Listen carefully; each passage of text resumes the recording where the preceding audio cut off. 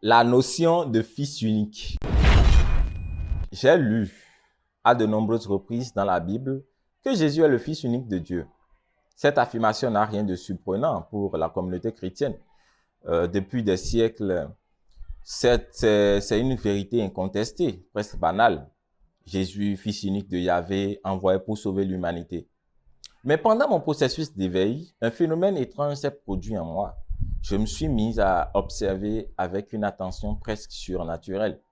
Rien ne m'échappe désormais. Chaque mot, chaque geste, chaque détail, même les plus insignifiants, s'impose à mon esprit comme s'il portait un message secret. Un simple bonjour me questionne, une manière de s'habiller, une intonation, une phrase entendue dans la rue. Tout devient une matière à réflexion. Et dans cette quête de sens, cette expression, fils unique de Dieu, a pris une place. Elle me dérange, m'interpelle, refuse de se fondre dans la masse des croyances acceptées sans questionnement. Si Jésus est le fils unique de Dieu, alors nous, les humains, qui sommes-nous pour lui? Fils unique signifie qu'il n'y a pas d'autre enfant. Il n'a pas d'autre enfant. Aucun. Pas de frère, pas de sœur.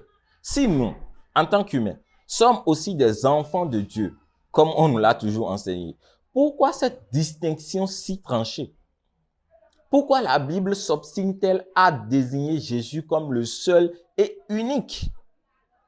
Que sommes-nous alors pour Dieu? Nous autres, que sommes-nous pour Dieu?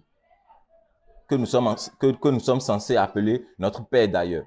Sommes-nous des simples créatures, des pions ou un échiquier, ou peut-être des instruments? Et puis il y a cette prière, cette fameuse prière que Jésus enseigne à ses disciples dans les évangiles.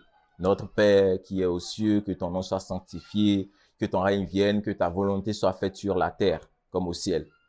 Ce passage tiré de Matthieu 6, 9 à 13, m'a toujours semblé plein de sagesse. Mais aujourd'hui, ce sont ces deux premiers mots qui m'obsèdent. Notre Père. Pourquoi Jésus, ce Fils unique, nous demande-t-il d'appeler Dieu, nous aussi, Père? Est-ce une invitation à partager son lien unique avec Dieu? Ou bien est-ce une incohérence dans ce récit que l'on m'a appris à considérer comme parfait? Jésus serait-il un menteur? Alors, une autre possibilité s'impose à mon esprit, bien plus troublante. Et si toute cette histoire, tout ce que l'on m'a enseigné comme sacré, n'était qu'une construction humaine, une invention soigneusement élaborée par des hommes, structurée pour atteindre un objectif précis? Je ne prétends pas avoir toutes les réponses, mais une chose est certaine, ces questions ne me quittent plus. Elles ont hanté mes nuits et éclairé mes jours d'un regard nouveau. Je crois que l'éveil est douloureux.